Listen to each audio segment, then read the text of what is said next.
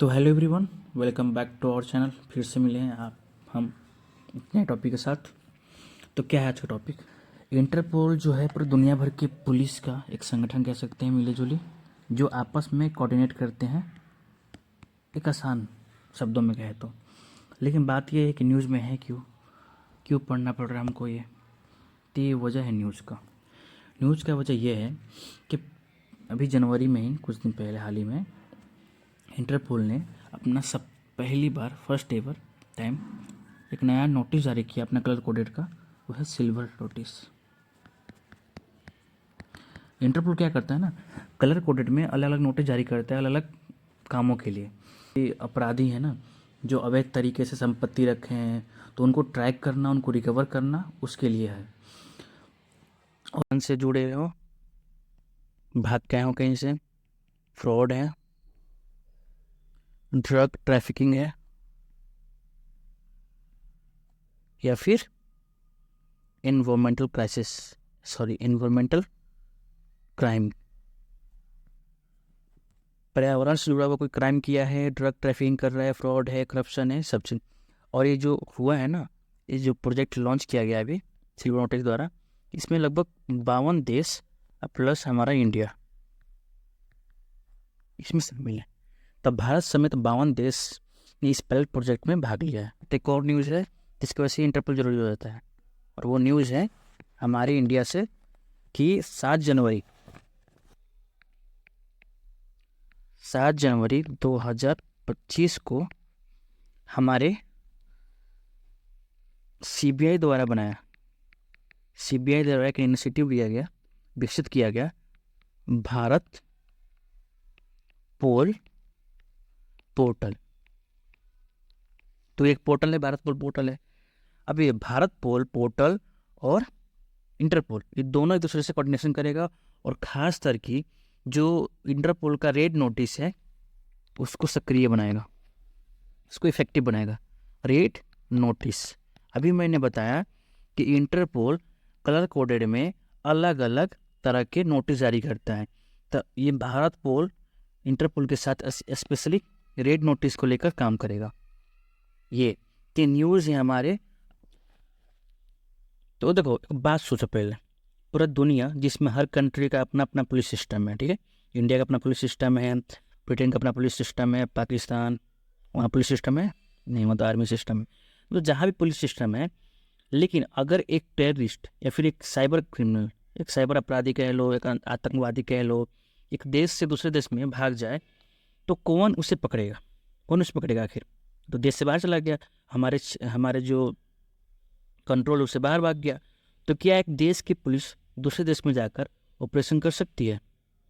तो नहीं कर सकती है। ये बहुत कठिन है। कर भी सकती है तो ये मूवी नहीं, बॉलीवुड का, कि एक पुलिस तुरंत से भाग गया, आप ऑपरेशन करें चुपके चुपके, ठीक है। तो आंसर है कि नो, नहीं कर सकती है। क्या? तो क्रॉस बॉर्डर ऑपरेशंस करना मुश्किल है। तो इसी प्रॉब्लम का सोल्यूशन है इंटरपोल। तो कैसे होगा ये? नो को यस कैसे बनाएंगे हम लोग? तो नो को यस बनेगा, वो उसका आंसर है इंटरपोल। इंटरपोल इंटरपोल की पुलिस एक ऐसा नेटवर्क जो दुनिया भर के पुलिस फोर्स को जोड़ता है, ताकि जो अपराधी है, चाहे जितना भी भाग ले, जस्टिस से बच नहीं सकता। जस्टिस तो करना पड़ेगा भाई। तो इंटरपोल पोल की पुलिस पड़ जाएगी, और इसी को हमारे बॉलीवुड में कहा जाता है कि पूरी 11 मुल्कों की पुलिस पड़ी हुई है, डॉन को पकड़ना फिर भी नामुमकिन है। नहीं तो डॉन शायद पकड़ा जाएगा, ठीक है। तो इंटरपोल की पुलिस वही है, 11 मुल्कों की पुलिस मिलकर पकड़ रही है। क्रॉस बॉर्डर ऑपरेशन नहीं हो सकता है, तो उसको संभव बनाने के लिए दुनिया ने बनाया इंटरपोल। और क्या समझना है कि इंटरपोल, इस चीज़ को लिख लो कि इंटरपोल का फुल फॉर्म क्या है। पूरा नाम तो होगा ना, इंटरपोल तो नाम नहीं है इसका, ये तो सुनने में अच्छा लग रहा है। तो इंटरनेशनल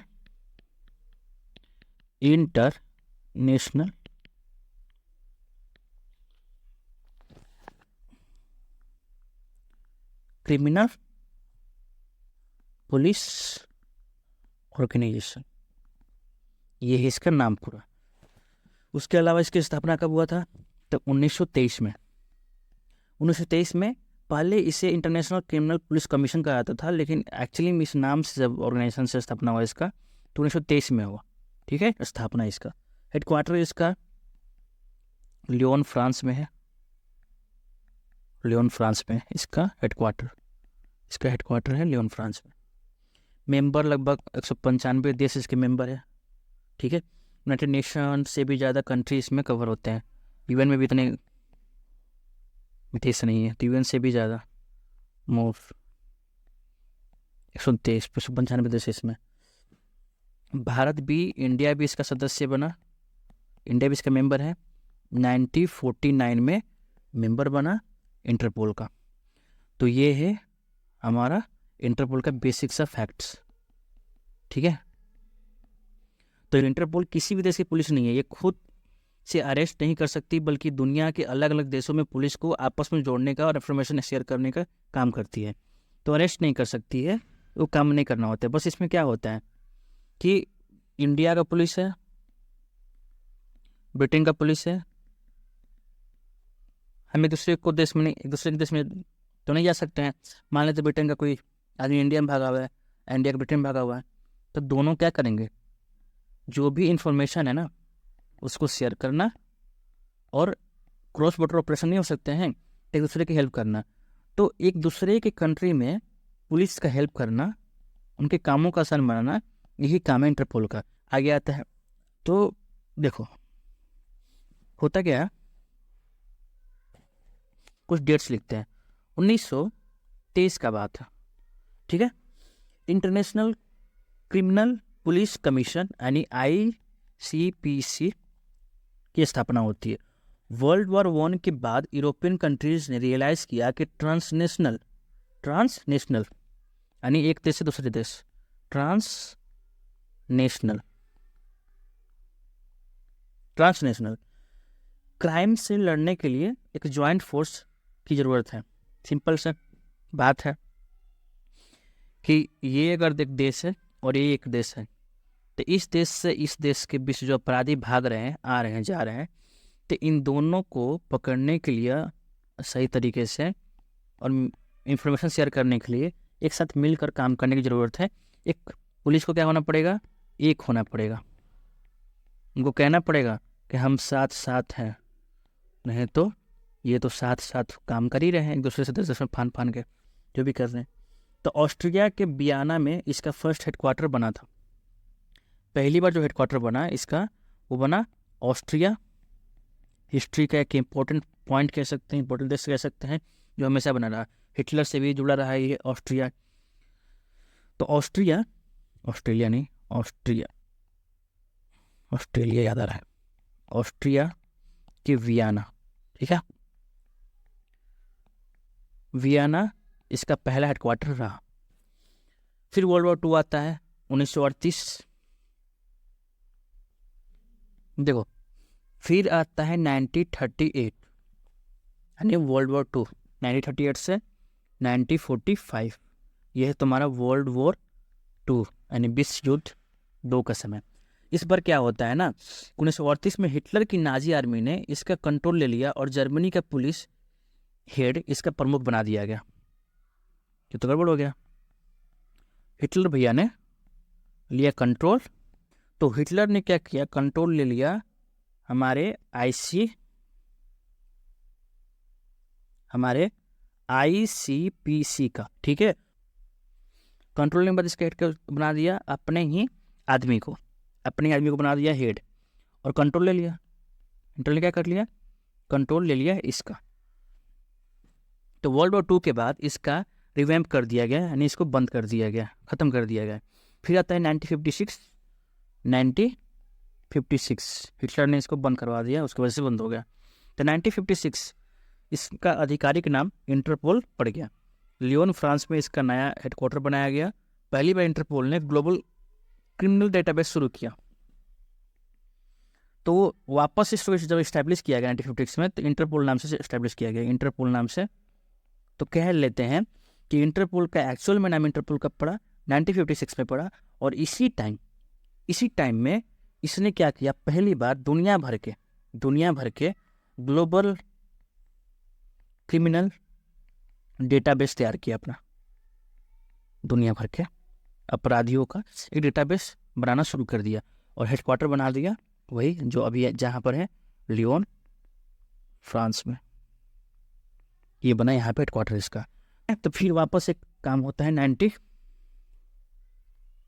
1989। क्या होता है 1989 में? तो 1989 में आपका होता है इसका मॉडर्नाइजेशन, आधुनिकरण होता है, मॉडर्नाइजेशन होता है इसका, आधुनिकरण होता है और टेक्नोलॉजी से इसको जोड़ते हैं, प्लस टेक्नोलॉजी, क्योंकि टेक्नोलॉजी जोड़ दिया गया तो कंप्यूटराइज और जितने भी डेटाबेस कर दिया गया, ऑटोमेटिक फिंगरप्रिंट सिस्टम लाया गया इसी टाइम, तो आधुनिकरण से जोड़ दिया गया। 2025 में यानी आज Interpol AI, cyber security, digital policing के एरा में आ चुका है और इस पर अब काम करने की कोशिश कर रहा है, क्योंकि आज का ज़माना जो है वो है AI का ज़माना। और चलो तो आगे कहानी क्या है? आगे कहानी है कि भाई ये समझ लीजिए, हिस्ट्री समझ लिए, इसका इतिहास क्या है इंटरपोल का। अब समझना जरूरी है कि स्ट्रक्चर और गवर्नेंस, यानी कि काम कैसे करते हैं मिलजुल के, इनकी क्या हिरार्की है। इंटरपोल का सबसे बड़ा सर्वोच्च जो नीति निर्माण करने वाला पार्ट है ना, जो डिसीजन बॉडी है, वो है तुम्हारा जनरल असेंबली, जो कि जैसे होता है हमेशा जनरल असेंबली, ये है। अब इंटरपोल का सबसे बड़ा नीति निर्माण करने वाला संगठन है ये। इसमें सभी 195 देश इसके सदस्य हिस्सा लेते हैं, जितने भी इसमें देश है ना 195, वो सभी इसमें हिस्सा लेते हैं। और ये साल में एक बार मिलती हैं और बड़े फैसले लेती हैं। ये फैसला क्या क्या हो सकता है?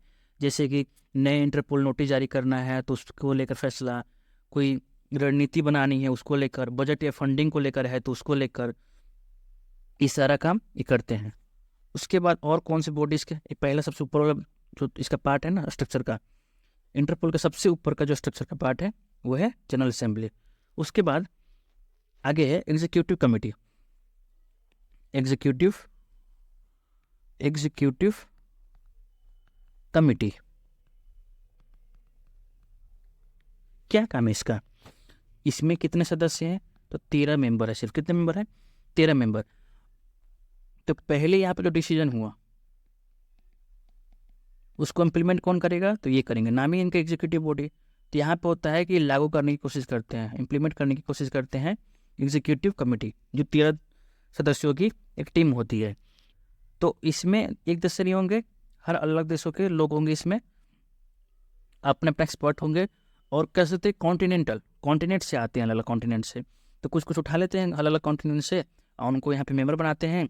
और ये यहाँ पे डिसीजन हुआ, यहाँ पे वो क्या करते हैं, कोशिश करते हैं इम्प्लीमेंट करने की, लागू करने की कोशिश करते हैं यहाँ पे बातों को। अगला जो इसका पार्ट है वो है general secretariat, general secretariat, secretariat. अब ये इंटरपोल का मुख्य संचालन करने वाला है। पूरे संगठन का डे टू डे जो कामकाज होता है ना, यहीं पे डे टू डे जो काम होता है, रोज वाला जो काम है यहाँ पे, फाइलिंग करने वाला, फाइल संभालने वाला, और ये जहाँ ऑफिस है ना वहीं पे होता है। तो सेक्रेटरीट कहाँ होगा? हेड ऑफिस ही होता है। तो हेडक्वार्टर जो है वही इसका सेक्रेटरीट है, यानी कि ये सेक्रेटरीट जो हमारा है वो फ्रांस में है। वहीं पे जो जॉब करते हैं, काम करते रहते हैं 24 घंटे। इन्फोर्समेंट और जितने भी ट्रैकिंग के सब काम चलते रहते हैं यहाँ पे। साइबर क्राइम से हो, टेररिज्म से हो, ड्रग ट्रैफिकिंग से हो, मनी लॉन्ड्रिंग से हो, ह्यूमन ट्रैफिकिंग से हो, जैसे भी मुद्दे के काम करने वाले यहाँ पे सारी टीम बैठी रहती है और सारा टीम मिल के यहाँ पे काम करता रहता है अपना। तो ये है तीसरा। चौथा जो बॉडी पार्ट है वो भी ज़रूरी है, क्योंकि ये जुड़ जाएगा हमारे इंडिया से भी। कैसे? तो वो है नेशनल सेंट्रल ब्यूरो, जो बोलते हैं NCB। देखो इसमें क्या है, हर देश के इंटरपोल के, जो हर देश है ना इंटरपोल के साथ तालमेल बिठाने के लिए अपना एक खुद का इंटरपोल संपर्क बनाने के लिए, कम्युनिकेशन करने के लिए बनाता है। जैसे इंडिया में इंटरपोल का NCB कौन हो सकता है? तो वह है CBI। इंडिया में से क्या है? CBI। अब तालमेल बिठाना होगा इंटरपोल से, तो कौन बैठाएगा? तो CBI बैठा है। तो भारत में भूमिका सीबीआई निभाता है, यानी इंटरपोल से जुड़ी जितने भी रिक्वेस्ट हैं, अरेस्ट का बात है, एक्स्ट्राडिशन का बात है, फॉर्मेलिटीज़ करना है, उस सारा किसके थ्रू होगा? तो सीबीआई के थ्रू होता है। और सीबीआई ने इसी की एक ब्रांच बना दी है भारत पोल करके, भारत पोल पोर्टल, वहाँ पे सारा जानकारी वहाँ पे बनाएगा वो अपना। तो मुख्य कार्य क्या हो सकता है एनसीबी का? कि इंटरपोल के नोटिस को लागू करना, red notice, blue notice, Bharat से भागे अपराधियों को पकड़ने वाले मदद लेना, विदेशों में छुपे अपराधियों की जानकारी लेना, यही सब काम होते रहता है। काम कैसे करता है? तो ये भी देखो, सिंपल से समझो कि क्राइम रिपोर्ट होती है पहले, कोई भी क्रिमिनल केस होता है इंटरनेशनल, तो पहले लोकल पुलिस या सेंट्रल एजेंसी जैसे सीबीआई, एफबीआई या स्कॉटलैंड यार्ड उस पर इन्वेस्टिगेशन करती है। क्या ये देखो, चार स्टेप समझ गए? हम इसको समझाते काम कैसे करते हैं। तो वो काम कैसे करते हैं, तो मान लो पहले तो रिपोर्ट होगा। क्या होगा? रिपोर्ट कैसे होगा कि जो लोकल पुलिस होती है ना, जैसे कि इंडिया का सीबीआई है, इंडिया का क्या है? सीबीआई है। अमेरिका का क्या है? एफबीआई है, ठीक है। और यूके का स्कॉटलैंड यार्ड है, स्कॉटलैंड यार्ड, ठीक है। ये है, तो उस पे इन्वेस्टिगेशन करती है पहले। तो जो रिपोर्ट गया है वो इस पे इन्वेस्टिगेशन करेगी। इंटरपोल को रिक्वेस्ट भेजी जाती है, अगर कोई क्रिमिनल एक कंट्री से दूसरी कंट्री पे चलाया जाए तो पुलिस इंटरपोल से एक नोटिस इशू करने के लिए रिक्वेस्ट करती है। तो मान लो कि हमारे यहाँ से कोई भाग गया, ठीक है, मिस्टर चोर नाम दे देते हैं, चोरी नाम देंगे, कोई नाम देंगे तो बवाल हो जाएगा। तो वो चोर है, अब वो भाग गए यहाँ से, क्या हो गए? और भाग के चले गए अपने फेवरेट जगह पे, जो कि वहाँ पर है ब्रिटेन, लंदन, जो भी कह लो, और वहाँ पहुँच गए। अब इंडिया क्या करेगा? इंडिया करेगा रिक्वेस्ट कि भाई नोटिस जारी कर दो ना, रेड नोटिस जारी कर दो, कोई भी नोटिस। तो जैसे रेड नोटिस जारी करके कह सकते हैं कि अरेस्ट करवाना है, ब्लू नोटिस है तो कह देंगे कि आइडेंटिटी ट्रेस करना है, क्या भाई ये है कि नहीं वहाँ पे। तो रेड नोटिस जारी करवाना है, ब्लू नोटिस जारी करवाना है, इसके लिए किसको नोटिस हमको रिक्वेस्ट करना होगा? हमको करना होगा इंटरपोल को, इंटरपोल को। अब इंटरपोल क्या करेगा? पूरे नेटवर्क में अलर्ट जारी करेगा। इंटरपोल अपने 195 मेंबर कंट्री को पुलिस और बॉर्डर कंट्रोल एजेंसी को अलर्ट भेज देता है। इस सिस्टम में एयरपोर्ट हो, बॉर्डर हो, सिक्योरिटी हो, फाइनेंशियल इंस्टीट्यूशन हो, सबको भेज देगा। अभी ग्रुप है ना मेन, तो ये अपने मान लो व्हाट्सएप ग्रुप है, अच्छी जगह नोटिस भेज देगा, देखो भाई कहीं पे मिले तो बताना। ट्रैक करिए, फिर उसको ट्रैक किया जाएगा, फिर अरेस्ट किया जाएगा। अरेस्ट करके नेशनल पुलिस को जहाँ पे भी होगा, इंटरपोल सिर्फ हेल्प करती है, बाकी अरेस्ट करती है वही पुलिस जो आती है, पुलिस में जहाँ से भागा है वो। अरेस्ट होने के बाद सस्पेक्ट को लीगल एक्सट्रैक्शन के प्रोसेस के थ्रू अपने ओरिजिनल कंट्री पे भेजा जाता है, और बस उसके बाद काम खत्म। तो यही होता है। रिपोर्ट करने के बाद आता है सबसे फेवरेट पार्ट कि भाई टाइप्स क्या है, किस किस तरीके के ये नोटिस जारी करता है। ये 8 टाइप्स के, कितने? 8 टाइप्स के नोटिस जारी करता है। कौन? इंटरपोल। पहला है रेड नोटिस, जिस कलर को उसी कलर से करेंगे, ठीक है, रेड नोटिस, ठीक है। तो सवाल उठता है कि क्यों ये इशू होता है, क्यों इशू किया जाता है? तो वजह अलग अलग हो सकती हैं। मेन वजह क्या है कि कोई वांटेड है, कोई बहुत ज़रूरी भागा हुआ अपराधी है, तो उसको लोकेट करना हो। क्या करना हो? लोकेट करना हो। या फिर टेम्पररी अरेस्ट करना हो, कि अभी के लिए अरेस्ट कर लो, हम आते देखते हैं, ठीक है। या फिर प्रत्यर्पण करना हो, यानी कि एक्स्ट्राडिक्शन करना हो, उसको मंगाना हो, उस कंट्री से वापस मंगाना हो, तो इनिशिएटिव लेना हो उस चीज़ के लिए, तो एक्स्ट्रा एडिशन करना हो, जिसको बोलते हैं मंगाना उस कंट्री से वापस। तुम्हारे कंट्री में बैठा हुआ है भाई, भगा दो। जैसे कि शेख हसीना बैठी हुई है हमारी कंट्री में आकर, तो बार बार बांग्लादेश कहता है कि एक्स्ट्राडिट करो, एक्स्ट्राडिट करो, तो हम लोग मना करते हैं, ठीक है। तो एग्जाम्पल भी समझो ना, नीरव मोदी और मेहुल चौस्की ये भागे हुए हैं, तो इनके खिलाफ रेड नोटिस इशू किया गया है ताकि उन्हें यूके और कैरेबियन सी से एक्स्ट्राडिट किया जा सके। दाऊद इब्राहिम है, उस पर भी रेड नोटिस जारी किया गया है। तो हमने इसलिए किया कि लोकेट करो और टेम्पररी अरेस्ट कर लो, फिर हमको भेज दो। ये होता है रेड नोटिस। उसके बाद आता है ब्लू नोटिस। तो ब्लू नोटिस, ये ब्लू नोटिस क्या है? ब्लू नोटिस तो किसी भी शख्स की आइडेंटिटी या लोकेशन फाइंड आउट करने के लिए जिसमें उसके अगेंस्ट क्रिमिनल केस पेंडिंग है, लेकिन इसमें अरेस्ट का ऑर्डर नहीं होता, करना है बस क्या करो, ट्रैक करो, इसमें बस ट्रैक करना है। तो ब्लू हम कब जारी करेंगे, कि बस कहना होगा कि बस ट्रैक करो है कि नहीं है वहाँ पे, कहाँ गया है कहाँ नहीं है, तो बस ट्रैक करने के लिए ब्लू नोटिस जारी किया जाता है। किसी देश में कोई टेररिस्ट एक्टिविटी सस्पेक्ट होती है लेकिन उसका पूरा डेटा अवेलेबल नहीं है, तब ब्लू नोटिस इशू किया जाता है। बस यही बात है। तो ब्लू नोटिस सिर्फ ट्रैक करने के लिए होता है बस। अगला है ग्रीन, क्या है, अगला है green notice. Green notice, green notice में क्या होता है कि किसी भी डेंजरस क्रिमिनल या ऑर्गेनाइज्ड क्राइम सिंडिकेट के बारे में अलर्ट देने के लिए, मोस्टली सीरियल ऑफेंडर हो, ह्यूमन ट्रैफिकिंग हो, फ्रॉडिस्ट हो, तो कोई सीरियल ऑफेंडर हो, ड्रग माफिया हो, या फिर ट्रैफिकिंग माफिया हो जो बच्चों का सेक्स ट्रैफिकिंग करता हो, बच्चों को चाइल्ड लेबर के लिए ट्रैफिकिंग करता हो, जिस तरह की ट्रैफिकिंग करता हो उनके लिए नोटिस जारी होता है। अगला सवाल है चौथा, वो है येलो नोटिस। येलो नोटिस ये किस लिए जारी होता है, तो जारी होता है अगर कोई भूल गया है, क्या हो गया है, कोई मिसिंग पर्सन है तो उसके लिए, कोई मिसिंग पर्सन है तो उसके लिए लागू किया जाता है येलो नोटिस। ठीक है, अगला है ब्लैक, अगला है ब्लैक, चार, अगला है ब्लैक नोटिस। तो ब्लैक नोटिस किसके लिए होता है, समझ लो ना, इस कुछ ऐसा है, किसी भी कंट्री में अगर अनआइडेंटिफाई,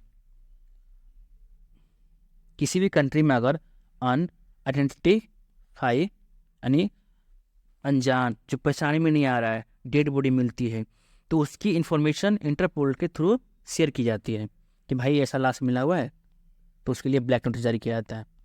ये कोई लाश मिला है जिसको पहचान नहीं पा रहे हैं, तो उसके लिए नोटिस जारी होता है, वो है ब्लैक नोटिस। ठीक है, सिंपल से ये खत्म हुआ।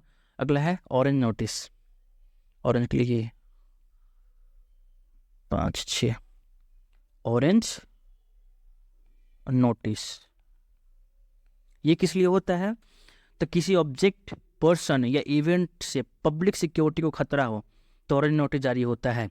मान लो अगर एयरपोर्ट पे कोई सस्पिशियस एक्सप्लोजिव डिवाइस मिलती है तो ऑरेंज नोटिस इशू होता है ताकि दूसरे देश में अवेयर कर सके इस बात के लिए। ये हाई प्रोफाइल टेरर थ्रेट के केस में भी इशू होता है। तो कोई टेररिस्ट का मामला हो या फिर कह लो कि कोई सोशल सिक्योरिटी का खतरा हो, बड़ा खतरा हो, बम फटने का, इवेंट के लेकर खतरा हो, तो उसके लिए ये ऑरेंज जारी होता है। जगह तो बचा है नहीं, 2 और बचे। तो 7 6 था ना, 7 पे आते हैं। तो 7 क्या है, 7 है पर्पल। पर्पल तो है नहीं, पर्पल नोटिस। देखो पर्पल नोटिस किस लिए होता है कि कोई अपराध, ठीक है, अपराधी हैं बहुत सारे, कि नए नए मेथड या टैक्टिक क्रिएट करना। मान लो कोई माहिर एकदम अपराधी है और वो अपराधी क्या करता है, कोई नए नए मेथड्स या फिर तरीके अपनाता है और उसी से अपराध करता है, तो उसको ट्रैक करने के लिए कि कौन सा नया चीज़ यूज़ करने की कोशिश कर रहा है वो। मोस्टली जो ड्रग ट्रैफिकिंग होते हैं, साइबर क्राइम्स होता है, मनी लॉन्ड्रिंग के केसेस में ये यूज होता है। तो एग्जांपल के लिए अगर साइबर क्रिमिनल नए तरीके से एटीएम हैकिंग या फाइनेंशियल फ्रॉड कर रहे हैं, कोई नया तरीका निकाला है, तो इंटरपोल के एक पर्पल नोटिस इशू करके सब कंट्रीज को अलर्ट करता है कि देखो भाई एक नया तरीका अपराधी आया हुआ है और नए नए तरीके से क्या कर रहा है, वो फ्रॉड करने की कोशिश कर रहा है। तो देखना, संभल के रहना, और सारे पुलिस को, सारे मतलब कि अपने अपने जितने भी जुड़े हुए कंट्री के सीबीआई से, हमें सीबीआई हो गया, एफबीआई हो, तो उनको नोटिस भेज देता है। ये पर्पल था। लास्ट 8 नंबर, वो क्या है, तो 8 में देखो, तो 8 में तुम्हारा है अभी हाल ही में, वो है सिल्वर। क्या है अभी हाल ही में, सिल्वर। सिल्वर पे भी बताया है, सिल्वर पे तो कोई इलीगल प्रॉपर्टी है, बैंक अकाउंट और ब्लैक मनी है, तो उसको ट्रैक करने के लिए, ठीक है, तो ब्लैक मनी से जुड़ा हुआ है, कुल मिला के इलीगल प्रॉपर्टी है, तो उसके लिए ये जारी किया गया है सिल्वर नोटिस हाल ही में। ठीक है, यही 8 टाइप के नोटिस है, red, blue, green, purple, orange, yellow, black और क्या था, सिल्वर। अभी जो है यहाँ पे ये नोटिस है जो सब जारी हुए हैं, तो इसको ध्यान रखना है। ये 8 तरह के हमारे नोटिस हैं जो जारी किए जाते हैं अलग अलग तरीके से। लास्ट हमारा टॉपिक है कि इंटरपोल और इंडिया के बीच क्या रिश्ता है, आखिर क्या रिश्ता है इन दोनों के बीच। जो कहानी ज़्यादा कुछ है नहीं है। भारत और सदस्य इंटरपोल का, पहला बात की ये मेंबर है, इंडिया क्या है मेंबर है, और 1949 से ही है। कब से है? 1949 से ही मेंबर है। दूसरी बात, इंटरपोल के नेशनल सेंट्रल ब्यूरो एनसीबी के रूप में सीबीआई काम करता है। तो जो एनसीबी है, बताया अभी, एनसीबी का जो बॉडी है वो सीबीआई से कनेक्ट रहता है, क्योंकि ये हमारा टॉप बॉडी है कंट्री में, हमारा किसी भी अपराध से जुड़े हुए काम करने के लिए। भारत ने अभी तक रेड नोटिस जारी किया है, ज़्यादातर रेड नोटिस जारी करने को कहा है। रेड नोटिस को यूज करता है इंटरपोल के रेड नोटिस को ज़्यादा यूज करने की कोशिश करता रहता है।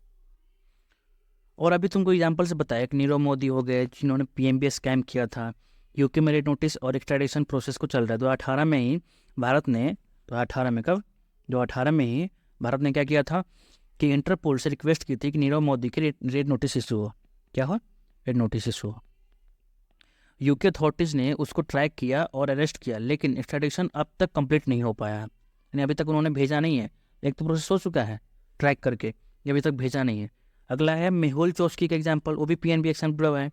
तो इंटरपोल ने रेड नोटिस 2018 में इशू किया था, 2021 में एंटीग्यू से ट्रैक किया गया था उसको, 2021 में किया गया था ट्रैक, लेकिन अभी तक एक्सट्राडिशन उसका वो भी नहीं हो पाया। तो हमने यूज किया था जो भगोड़ों के लिए, स्कैमर के लिए, लेकिन अभी तक बुलावा नहीं आ पाया ना, अभी तक आ नहीं पाया अपने घर पे। यहाँ आए तो उनका स्वागत किया जाए। अगला है दाऊद का भी एग्जाम्पल तुमको बताया अभी कि दाऊद इब्राहिम अंडरवर्ल्ड डॉन, उसके लिए भी रेड नोटिस जारी किया गया था इब्राहिम के लिए, लेकिन 1993 में रेड नोटिस इशू हुआ था, लेकिन पाकिस्तान उसको शेल्टर दे रहा है और एक्स्ट्राडिशन अलो नहीं कर रहा है। अब पाकिस्तान कितना अच्छा दोस्त है तुमको पता है। बस ये कहानियाँ हैं, और इसमें भारत पर भी समझ लिया हमने। ये कहानी ख़त्म हो गई, इंटरपोल इंडिया, इंटरपोल का हिस्ट्री, इंटरपोल के फैक्ट्स, सारा कहानी ख़त्म। काफ़ी लंबा वीडियो हो गया, मिलते हैं बाद में, तब तक के लिए बाय। अगली क्लास में मिलेंगे। जैसा भी लगा वीडियो, जो भी लगा लिख देना कमेंट में।